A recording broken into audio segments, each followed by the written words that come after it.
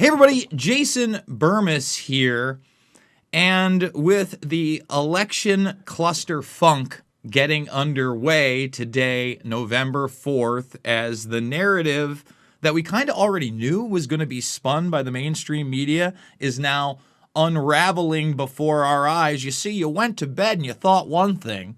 It looked like Trump was going to take this thing and run with it, but that's a red mirage. And then miraculously, the red mirage seems to have come to fruition. Mainstream media outlets are basically in lockstep that Joe Biden is the one with the path to victory, whether you check out MSNBC, CNN, and even Fox, which was a little bit more measured than others. We're still basically saying it looks like Biden has this on the bag. On the flip side of that, Trump comes out at like 2:30, 3:30 in the morning and says that not only has he won, but he's going to be challenging everything in court. This, of course, is just eaten up by the mainstream, Jake Tapper and the likes, and they go, see, I told you so. Well, I got somebody to discuss all this and more that I truly respect that goes beyond the left-right paradigm of this election, and that is Richard Andrew Grove of TragedyAndHope.com. Richard, we got together a little bit and kind of saw one another. Didn't really get to speak one another on the Union of the Unwanted podcast, which had a record number, 25 participants this week. And, we were briefly talking about what was going to happen in this election. But from your perspective, have we basically gotten what we expected if we were paying attention? I mean, I think each side is seeing what they want to see right now, and that it's been carefully laid out on both sides. So my position is I didn't vote in this selection process. I haven't voted for the president or anyone else since 2004. When I started looking into, is my vote actually connected? Is the steering wheel connected to the wheels on the road? Do I have any input over the direction that foreign policy or any of these other issues are taking? And the answer was no. So I stopped participating. And since then, I have very much watched it as a spectator sport, like you would watch MMA, right? So for those playing at home, most have a side. They're wearing a team jersey. I'm sitting back. I'm watching both teams. I'm watching the media. I'm watching the nonprofit foundations. I'm watching the activism that's just an idea out there, burning down people's places of business and destroying communities and putting everyone on edge. And I see a big fear factory going on. I see the left's arguments, and I understand what they're saying, but they also are negating the causality that they're putting out there, and then they're seeing Trump react to it, and they're like, see, he's doing that thing. Very similar things happened in this country during the first Civil War. Very similar things happened in Germany during World War II, right before World War II. There was a lot of clashing like this that put Hitler in power with all those people cheering for him all the time, right? So what I see is puppeteers playing our population, the global population, because there's riots around the world right now. It's just for different purposes, right? Because of the lockdown. We can talk about that in a minute too. But as far as the political circus here in this country, it's much ado about nothing, because at the end of the day, the wars are going to continue. The foreign policy is not going to change. Globalism has a stranglehold on corporations that are intermixed with government. That is the definition of fascism, according to Mussolini. So all the people that are anti-fascist and they want to bash the fascist, guess what, dude? You are doing the fascist work, because when corporations get intermingled with government such that they can take away your rights, such as the censorship that we're seeing right now, and the purging of people who have anything liberty-minded or freedom-oriented on YouTube and these other channels, it's definitely, let's make Orwell fiction again. To steal a line from Luke, right? Well, unfortunately, we saw the ramping of this up before the election. COVID-1984 was the perfect excuse to start purging people that were beyond the realm of quote-unquote alternative media, conspiracy theories, and go into the realm of actual medical professionals, politicians, and basically anybody that had a voice that was against the mainstream narrative. And now we've pushed into this election. We've been prepped by people like Mark Zuckerberg telling us about the red mirage and that we're going to see something completely different. And in the same breath, while we talk about this censorship, which is broad, the right, the conservatives come in, they have these hearings, and they call for more censorship. They say, why aren't you censoring this? And why aren't you censoring that? And it's a conservative bias. And then no one challenges them on the fact that there's some kind of valid appeals process. All three of these tech oligarchs, Jack Dorsey, Sergey, not Sergey, I'm sorry. Man, I always mess him up. Which one? Larry Page? What's that? Larry Page? No, it was which ones? you had Dorsey, you had Zuck, and then you had what is it? Pindar Pichel. Sundar Pichel. Yeah. Sundar? Yeah, Sundar Pichel. Sundar Pichai. Pichai. There we go. Yeah. There See how terrible I am, guys? This is the guy you watch. He can't get a name right. You don't need to be perfect. You don't need to be perfect. Yeah, well, there's a lot of funny comedians that actually give good news, like, Jimmy Dore. And... But again, they ask him, they say, is there appeals process? There is no appeals process for people like The Last American Vagabond. There is no appeals process for people like Derek Brose. I don't get an appeals process when you take down my video of Louis Gomer daring to say Erica Caramello Bar's name. I'm waiting 3 weeks now on an appeal on a thumbnail where I dared to put Justin Trudeau in blackface in my thumbnail because guess what? Justin Trudeau likes to play fucking dress up. That's why I put it in there. And I point out, yeah, Robert Downey Jr.'s in here. And, so is Dan Aykroyd, and they're in blackface. And what's weird, YouTube, and we did it live on air, is that you sell both those movies. And in the thumbnail of Tropic Thunder, guess what? Robert Downey Jr.'s in fucking blackface. So why is it okay for you to put that in there? And then I make a political statement that says... About it. Yeah, that Justin Trudeau went full Robert Downey Jr. and you never go full Robert Downey Jr. By the way, he also stuffed his pants with a python-like piece of clothing to even go further with the stereotype. How is me pointing that out about a world leader somehow against your content policies? Well, you were too on point. You can't be spreading facts like that. You can't be putting people like you're connecting people to dots that exist outside the narrative, Jason. They can't have you doing that, man. And what you see out there, it's a combination. It's like they smashed up two big experiments. They took technocracy and they took MK Ultra and maybe even a little Operation Mockingbird, and they threw it in there. And that's what you're seeing. The propaganda arm of the Democratic Party is what most people are bathing in as far as knowledge or information or whatever they think they're getting. It's straight up psychological warfare. They're using highly advanced techniques to cause people to become polarized. This is something that happened in the Civil War. I did a book review last year or 2 years ago. It's called Smart Reads, and it's the letters of Solomon de Rothschild, who was one of the Rothschild scions, a young'un, 29, 30 years old. He came to America right in the weeks before the Civil War, and he met with all the top families in the North, and he met with all the top families in the South. And he's writing back to his brothers and his cousins, and he's like, look, the people in the North have a good argument, and they're convinced, and they will die for it. And the people in the South, they think they have a good argument. They're convinced they'll die for it. And what he said was they were able to polarize people that were in the middle and didn't want anything to do with these extremes. But both the abolitionists and the slavers were getting extreme, and that brought people out like centrifugal force. Mm-hmm. So it's like they're applying physics to human activity to get people to do things that they normally wouldn't do out of fear, out of desperation, out of frustration, out of aggression. And it's like the race to the bottom of the brainstem, which would bring me to like the social dilemma. That documentary that everybody should see.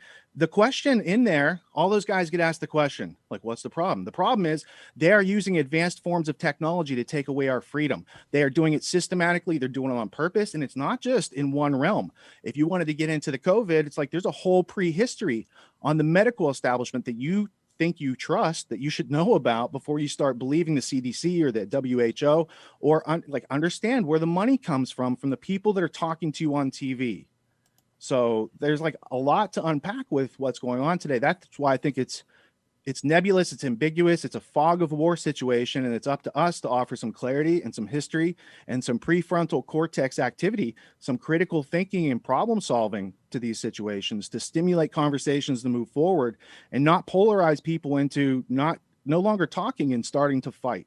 Because that's exactly what they want us to do. But isn't that where we're headed with this election right now? And we kind of where we said it was going to go no matter what. Because, no matter what, I said neither side is going to be happy with the result. They're not going to accept the result.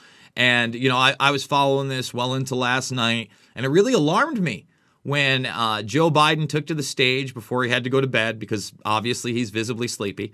And the one place that he commented on, okay, what was it? he commented on Pennsylvania.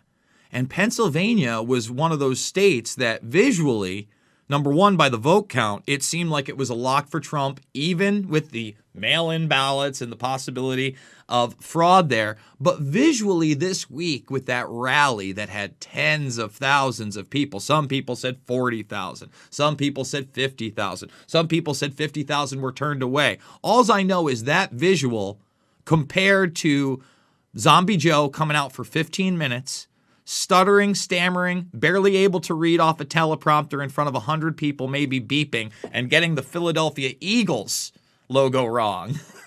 Just contrast this whole thing where either you have TDS or you don't, because you're certainly not a fucking Joe Biden fan.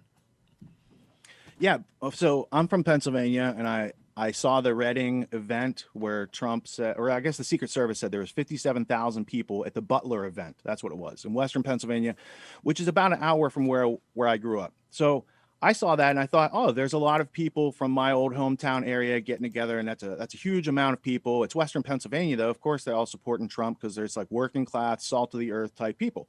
So I saw that and I thought, well, that's interesting, but I'm just observing everything. So that's just one blip. But then later on the YouTube algorithm, they got me with, hey, now Trump's in North Carolina with, however many people watching. So I clicked and saw that even bigger crowd. Then he went to Georgia. Then he went to Miami at 11:30 that night. And then he did 6 more stops the next day. And I was like, this guy could be dead before the presidential election even happens with how hard he's working himself. Because I was just imagining he gets back at 3, he gets up at 8. That's 5 hours sleep. Then he's going to do another 6 of those. Like, he could be totally exhausted. So I was just watching that with interest to see like all these people getting together. That's interesting. I've never seen anything like it in our country. Mm-hmm. On the other hand, Joe Biden's from Scranton, which is a Pennsylvania town. It's a industrial town that's past its time, and he has a lot of support in Philadelphia. But then I saw like the Attorney General of Pennsylvania start making political statements where they're not supposed to be made. I saw laws being changed at the last minute where they're no longer going to look and see if it's a valid postmark. They're going to count votes for up to 3 days after the election that arrive with whatever postmark, wherever they came from, right? And by the way, there was an addendum to that just today. She didn't say 3 days. So they brought the governor out and then the official. Not only did they say days, but then they actually brought up the military ballots and said weeks. And said every vote is going to be counted, moving the goalpost even further under the guise that we want our men and women in uniform to be heard, Richard. Well, they're not going to vote for Biden, those men and women in uniform. So if they want all the votes to be counted and they play that, that could actually end up playing against them, because I think that most people in the military support the military industrial complex, and Trump's pretty close with them, right? So when Trump chose Wilbur Ross, the Rothschild banker that bailed him out in 1991 as his commerce secretary, like I saw the long-term debt being paid off. They bailed Trump out. The Rothschilds bailed Trump out in 91, according to Bloomberg. It's an article called Donald's Trump Card from March 1991 or 1993. I think it was 91, though. Mm-hmm. Second page of that article, Wilbur Ross is the Rothschild banker who bailed out Trump. So he becomes first commerce secretary, but then Trump lets him go, as if the debt's been repaid. Now he has to put somebody else in a position so he can repay another debt. So this is why presidents cycle people through their administration and their cabinet and their key positions, because they're paying back those big donors that put them in office. Now, Trump didn't have to take so many big donors because he's an independently wealthy guy who wasn't in politics.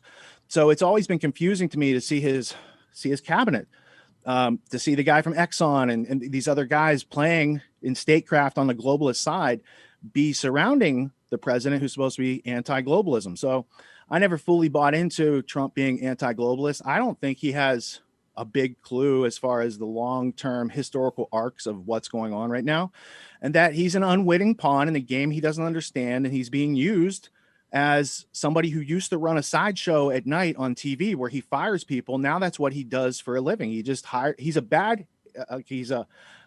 he makes poor decisions in hiring, and so he's really good at firing. That's what I've seen.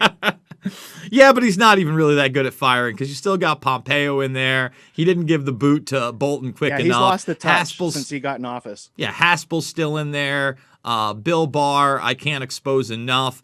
What I would say and point out, especially with the Middle East. Can we expose Bill Barr just for a second? What's that? I mean, the whole Bill Barr didn't his dad give Epstein his first job, That's and the then he was rumor. investigating? Is That, that I the mean, rumor? that one's a tough one because I think it was the Daily Beast that first reported that. And then there was Okay. some debunking that went around it and said, well, he wasn't there. I still am open-minded to the fact that that very well could have taken place. But just looking at Bill Barr as a career CIA guy, somebody who was in the CIA as he got his law degree, somebody who worked on Yeah. behalf of one of the law firms that Epstein was defended by. Kirkland and Ellis actually talked about recusing himself. Somebody who laughed on television when he was talking about Epstein's death or suicide, like openly laughed his Ghislaine's ass off. safety. Will Ghislaine be safe? And he's like, yeah, we'll keep her safe. He's like, I mean, when the he was doing a Kamala cackle right there. He was like, when the attorney general can't keep a straight face because the most high profile person ever to be in prison, ever to have connections to not only billionaires, big tech, and big government globally, dies on your watch, and he may also have connections to you and your Central Intelligence Agency buddies, Bill Barr, that should open eyes, but it certainly didn't. And to harken back to, Trump possibly being beholden to the Rothschilds, it's even more visible that, his largest donor in this country is somebody like Sheldon Adelson. And that there is very much, when you look at the Middle East, there's never really any criticism of the president in a large-scale news cycle on his policies there. And maybe we got a day or two of, that was dangerous what he did to Soleimani, but in reality, that's something that if the mainstream media was legitimate, would have hearkened on for days, weeks, and possibly months. They never talk about Syria. They never talk about what's going on in Afghanistan unless they want to say, Russian interference and they're headhunting soldiers. They never want to talk about Iraq. And those wars of aggression continue while we still have this very visible, as long as you're paying attention, U.S. Saudi-Israeli alliance, with a hint of the EU in there as well, and obviously NATO in the Middle East, which is a full spectrum dominance position. Speak to that a little bit. yeah, that's another situation where Trump's in the middle of being puppeted. He has no idea about the history of that situation. He's actually married into that situation now through his daughter's marriage with Kushner. And what he's done that they're saying Nobel Peace Prize worthy, it's like, you gave permission for the Golan Heights, which is what the USS Liberty attack in 1968 was all about. The USS Liberty was an NSA signal capturing ship. It was in international waters. It was attacked in a hostile manner, and it was covered up by two different governments. That was over the acquisition of Golan Heights, because LBJ said you can't take that, and then it ended up happening, right? So now come full circle. He's being praised for saying, go ahead, do your oil drilling and the things you want to do in that area.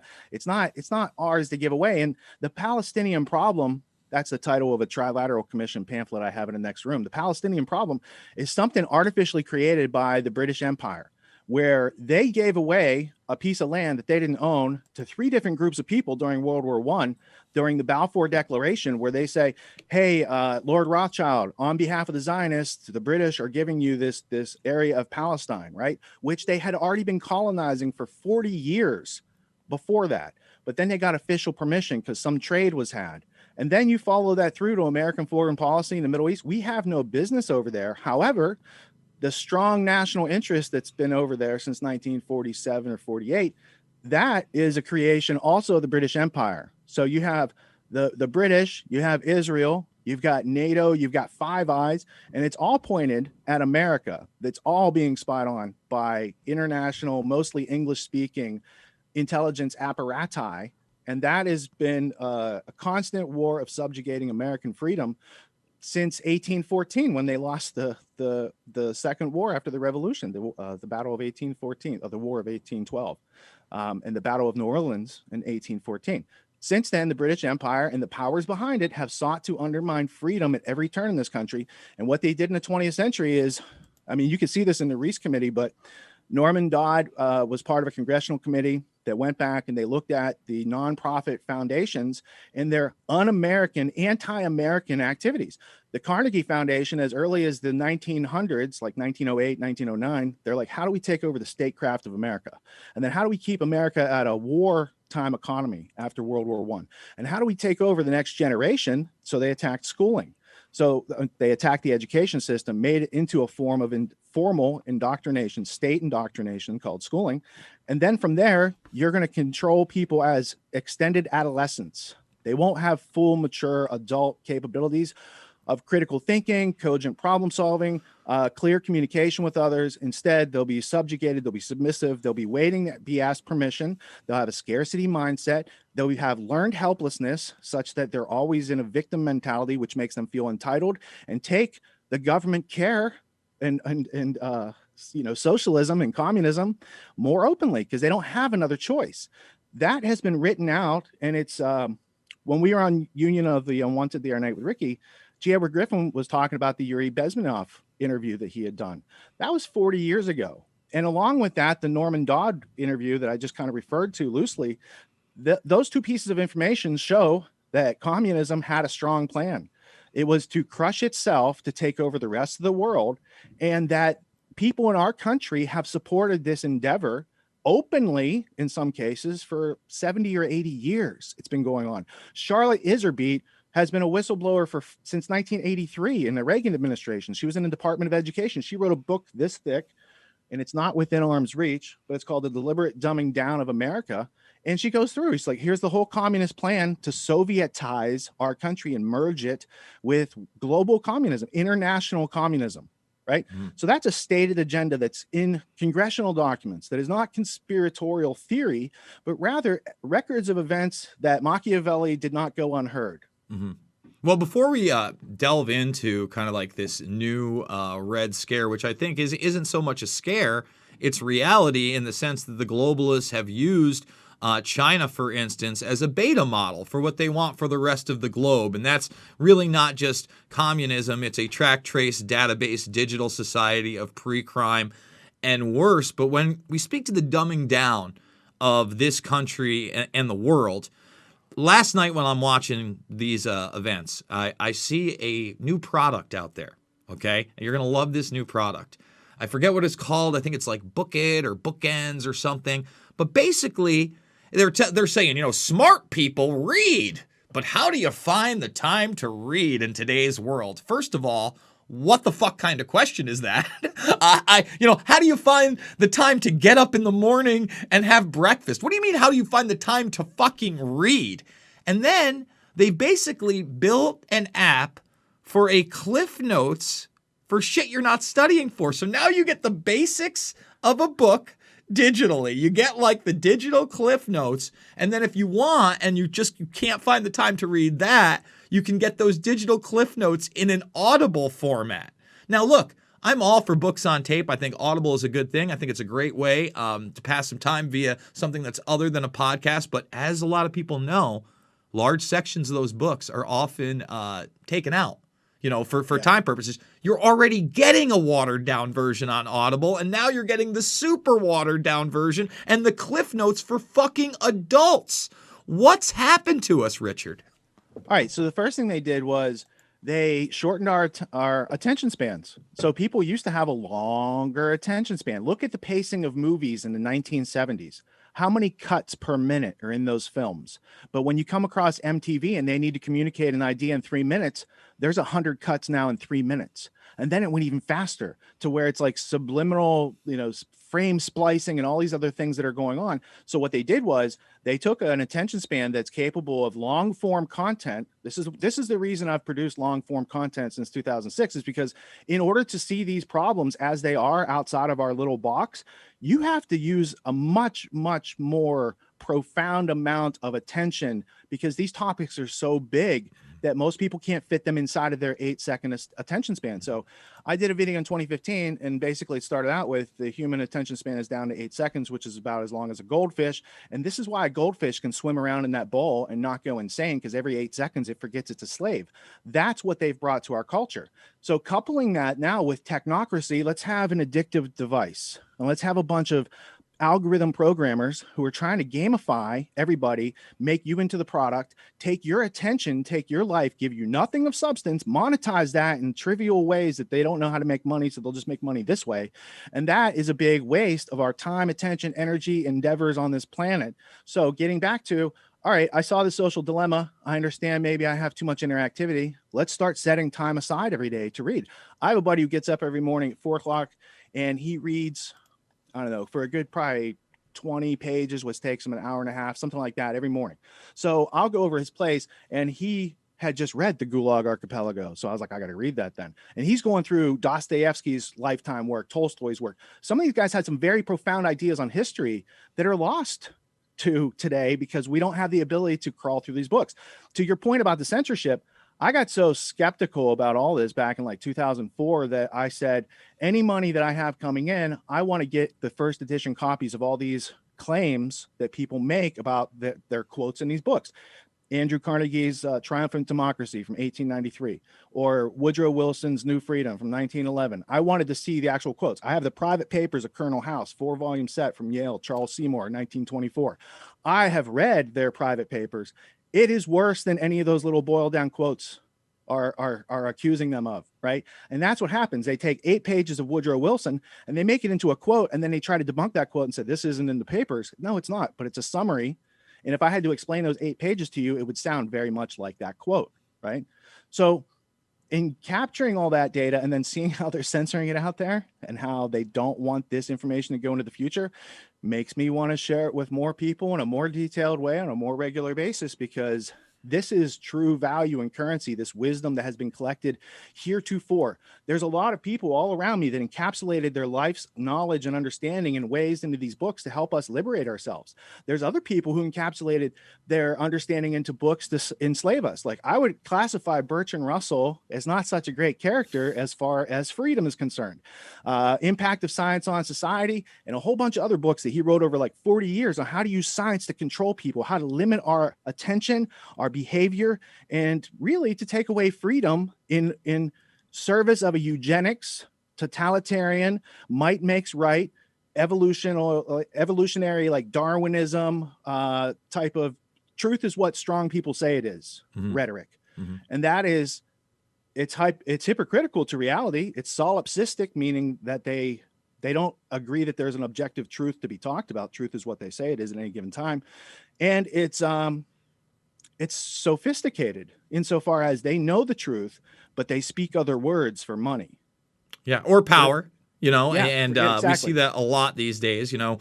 And that's not just with politicians. That's not just with big tech. That's with a lot of people. You know, social climbing and I'm number one and do as thou wilt is kind of the popular mantra of society right now, whether it's subliminally there or not. Unfortunately, a lot of people are that self-centered and they don't even realize it. They are obsessed, not so much with improving themselves as a human person, but to improve their impressionable persona on others. In other words, the facade that they're trying to sell to others, the 27 selfies and the I'm always going and doing this, or I'm voting that way, or I want to signal to you that this is the right social message. And that's the new communication. We kind of see where all this is going in the long term.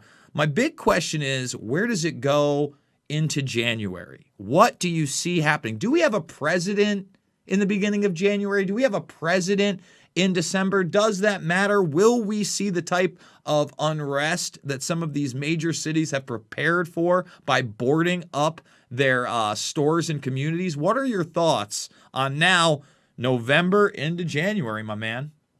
I think you're going to see some sort of organized uprisings, because I've already seen bricks placed out on streets in various cities that just seem to get there somehow, right? And we all know they could track those bricks from the place of origin to the yard, and there's satellites and there's Argos cameras and all these sort of things that they use. Like, the knowledge is out there. Is anyone going to use that knowledge and data to actually preserve freedom and liberty? I don't think so right now. As far as what's coming in January in the politics, like, politics to me is other people discussing how to divvy up your freedom without you being present in the conversation, really, or having a say in it, right? So I don't look at that. But what I do look at is this social credit system, the track trace database, so the Bloombergs, the Clintons, and their foundations working behind the scenes. You got to watch what they're doing, because that's what's coming down the pike. If you want to understand what it'll look like here in this country in 6 months from now, you can go to YouTube while you still have access, and you look up a video called No Dark Corner by ABC News Australia. And it's a 27 or 28-minute expose of the social credit system and how it worked in China prior to COVID. Now, I saw this last year and I was showing a lot of people. I said, look, this is coming here. Your insurance app on your phone already works like this. They're like, no, no way, not in America. It's here. They're rolling it out. You will be subjugated by it if you don't know about it and how to avoid it, or what might trick it or tip it off, or set it off and triggering it. You have to know about these things. And if not, you're going to be subjugated by it. But to educate yourself in a couple minutes, now there is some subtitles. You're going to have to pay attention to that 27-minute video. But if you see what they're saying, and it's like the whole thing they can do, let me give you the overlapping. There's 1 billion people in China. Currently, there's a lot of slave workers. There's Uyghur slaves. There's Muslim slaves. They keep in concentration camps. And prior to this century, Mao Zedong and the communists who took over China killed like 50 million of their own people in horrific ways. And if you want to study communism and or socialism, look at how the plantations were run in China, and you'd be forced to grow food. And if you didn't do your quota, your kids and your wife are dead. And then when you do grow the food, they take it someplace else and give it to somebody else. That's lovely. That's history. Look up the Holodomor with Stalin, where they starved all these people out. You need to understand what the other side is offering. So China was set up by Western bankers, as was the Soviet Union. It was created to challenge the freedom and sovereignty of America. The railroad robber barons, once they set up America and they set up Europe, they're like, where can we go? 1917, they go into the Soviet Union, they go into China, and it was called the American International Corporation. This is prior to AIG. The American International Corporation had many of the same people that were on the Federal Reserve Board. So they knew, and they've been planning and plotting. And the people at the top who print money from nothing, they're not looking for more money. They're looking for people to take money, to compromise their integrity, to progress their goals. And there's a ton of people out there that'll do that because they're unwitting and nescient, and or they're just ignorant and sophisticated, and they want to do that, right? They think might makes right. It's a lot easier than like integrity and hard work and private property and these sort of things. So that dynamic goes on. Ed Griffin has covered this for the past 50 years plus. And yeah, it was really cool being on Ricky's show with you on Monday. And I'm glad we are getting to talk in more depth now. Yeah, that's the one issue with that one. Everybody's kind of like waiting to jump in. And if you don't jump in, then you don't get your questions asked. But if you do jump in, you're kind of the asshole that takes over the show.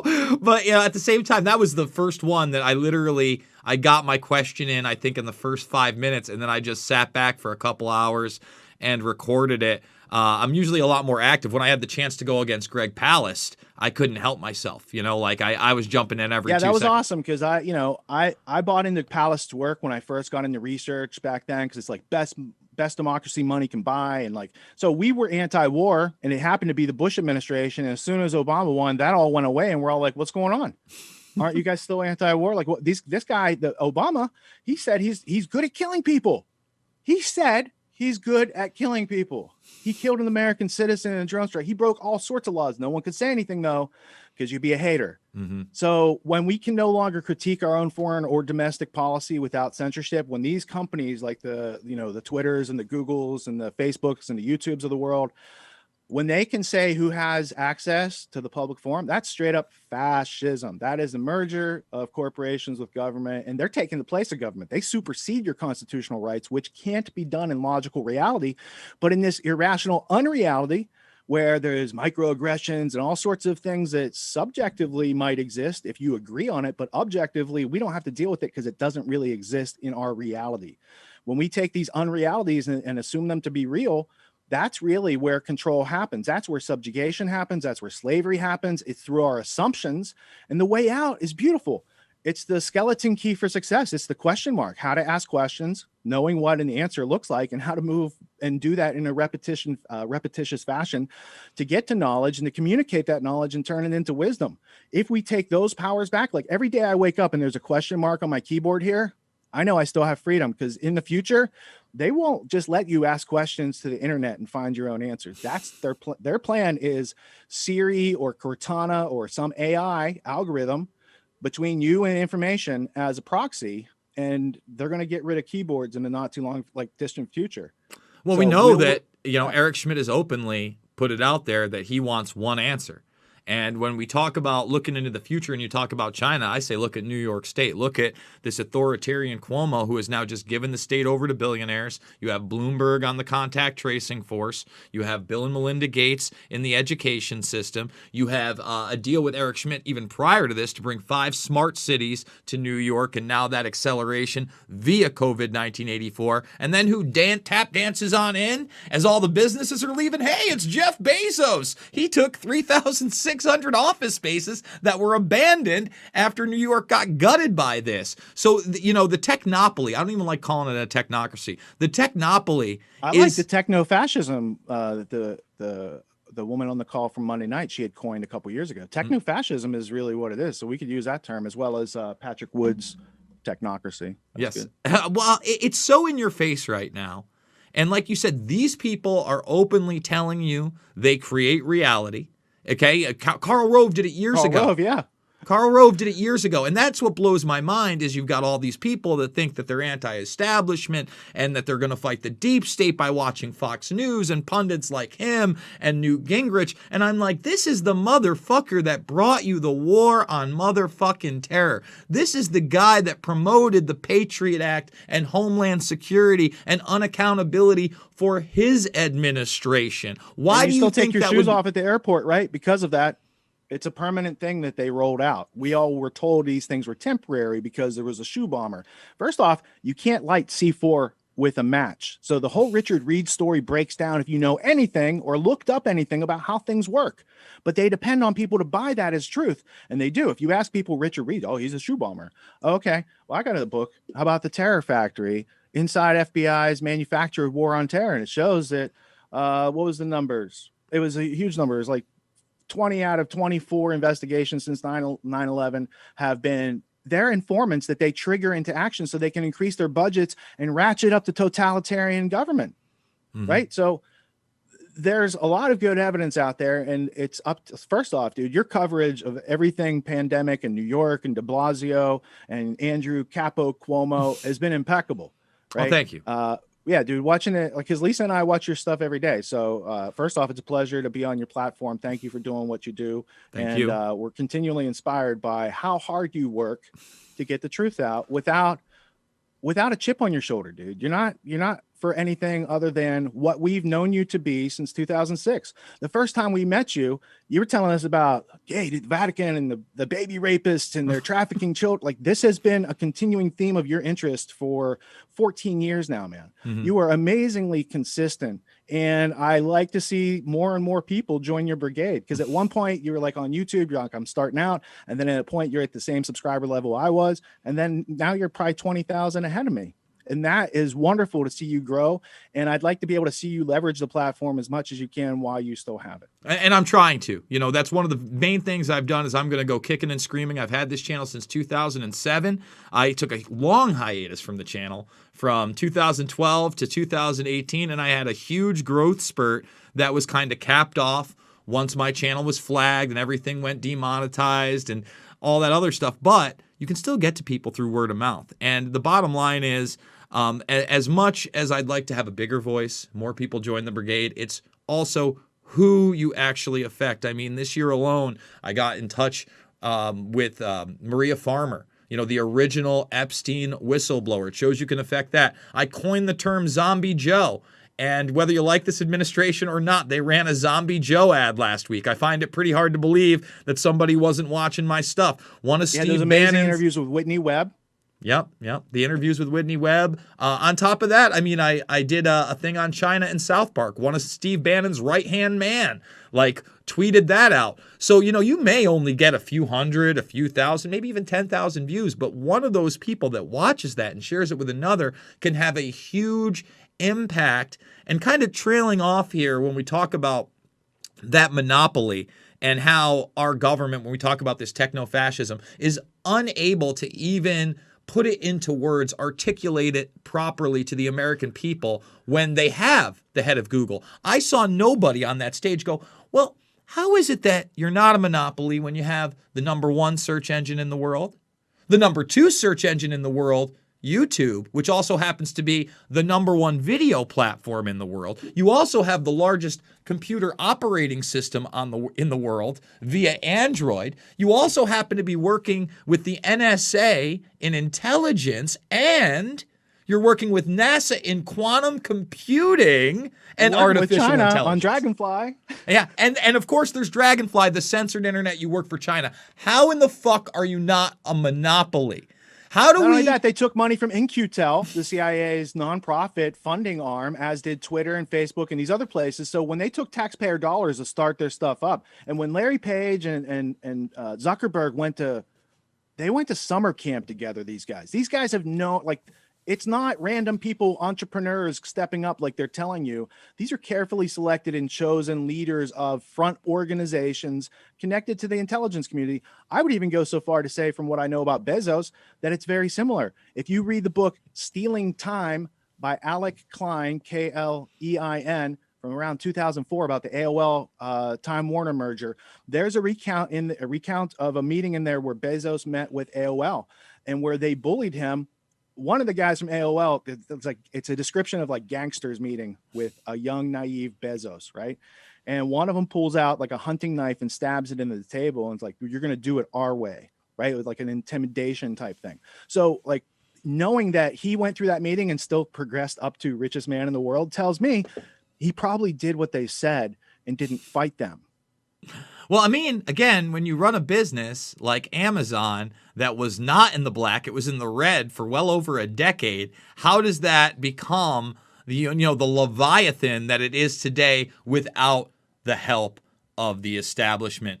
Richard Andrew Grove. Go ahead. I want to wrap it up because we are so close to an hour and we've talked about a lot of things here. In the next couple of minutes, why don't you surmise where we're going to be in 2021, in your opinion? We can go further than, the next few months.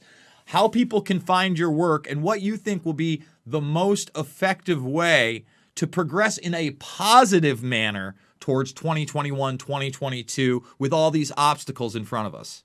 All right, good question. So I'm going to start with ancient philosophy called Stoicism. And the basic tenets are that if you can't do anything about it, don't worry about it. And if you can do something about it, don't worry about it. Make a plan of action. Get it on your schedule. Be productive. You're going to be subjugated, if you so choose, by watching mainstream media and listening without resistance or a doorman on your brain to people around you. You're going to be subjugated to a lot of untruths, a lot of fear, anxiety, panic. All these things are not on your schedule. They don't help you achieve your goals in your life.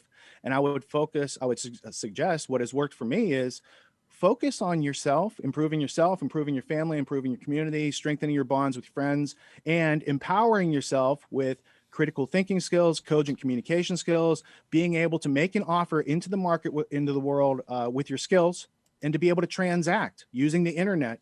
Because with everybody not being essential anymore, you are going to have to be either writing your own script going forward, which is going to take self-responsibility, which is freedom, by the way, it's good.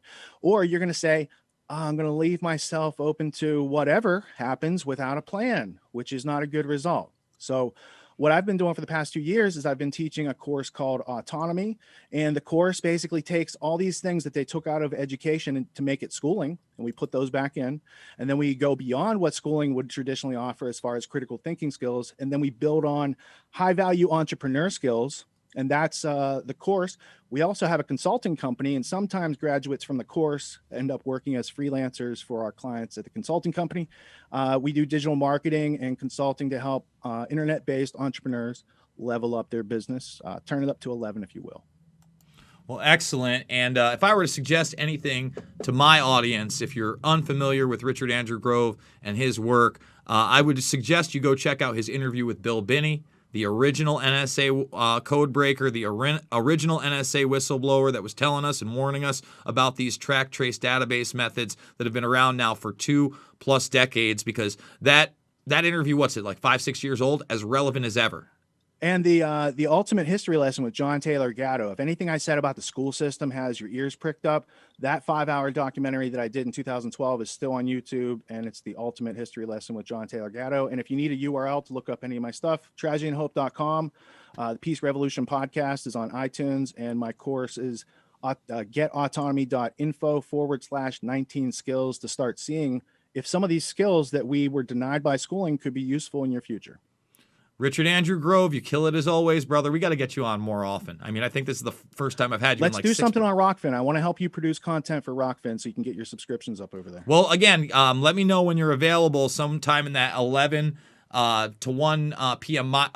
Eastern time. That's usually when I am. I know today it would have been in there, but I did like the half hour. I totally forgot about you. Otherwise, I should have just went the extra half an hour and logged you in. But yeah, no, alternative platforms with a business model outside of just crypto with actually people putting money in. Hey, people don't get that. If there isn't a funding mechanism, if you're relying on, imagination land tokens that aren't backed by anything, I don't know how long that's going to last. But when you got somebody that started Flow Sports, that's had a successful business, that's had a successful video platform, and you've got actual, I would say primetime creators like myself on there, Jimmy Dore on there. Well, Rockfin used to be Justin TV, right? I don't know. I don't know that they scooped up. I thought maybe it used to be. I thought maybe they rebranded the platform at one point. I don't believe so, because if you go and you watch this and how they started it up with the Ray token and all that, they may have bought Justin TV out and then totally revamped it. But when they revamped it, if that is the case, it's a totally separate platform. But we'll do it. And let's say within the next couple of weeks we do a Rockfin broadcast. Maybe we'll have a president by then. Probably not. Yeah, for sure. Looking forward to it. Thank you, everyone, for tuning in and not dropping out. All right. Later on, Richard Andrew Grove, everybody. He is an impeccable researcher that more of you need to check out immediately. And if you want to support this broadcast, you can thumbs it up, you can subscribe, you can share. You can donate to the GoFundMe. $5, $10, $15. Big donors. You mean the world to me. As far as Rockfin goes, make sure you have the free account. We are live at 11 a.m. every single weekday, Monday through Friday over there. And guys, I love you. Thanks for joining me, and I'll see you on the flip side.